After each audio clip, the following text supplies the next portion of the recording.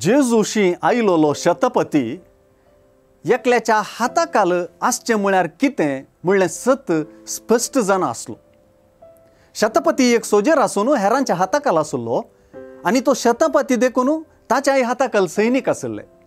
जशें आपणे सांगल्ले परी आपले सोजेर आयकतात तशेंच ताच्या वडिलांचें उतरय तो आयकतालो.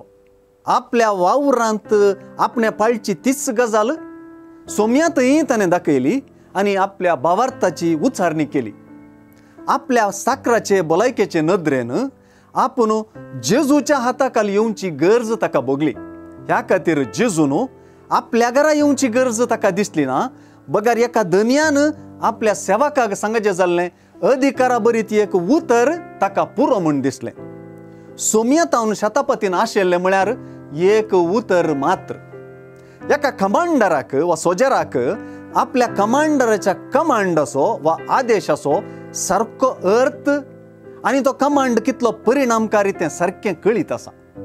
शतपतीच्या वा धन्याच्या एकाच उतराक लागून वा कमांडाक लागून एक सोजेर उडता बसता येता वेता ही गजाल ताणें जेजूक सांगतना जेजूक ताचें व्यक्तित्व संपूर्ण कळीत जालें.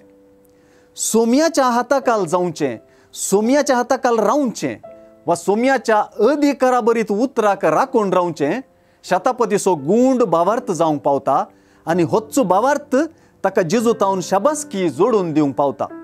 ताणें ताका आनी ताच्या सेवकाक सांगाता जेजूच्या अधिकाराखाल आनी ताच्या उतराच्या अधिकाराखाल घालें.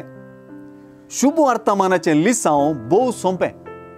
भावार्थ म्हळ्यार जेजूच्या मोगा बरीत बिरमोती बरीत गूण करपी अधिकाराखाल येवचें आनी ताचें बळादीक एक उतर आयकूंक राखून रावचें. हो भावार्थ आमचोय जावं.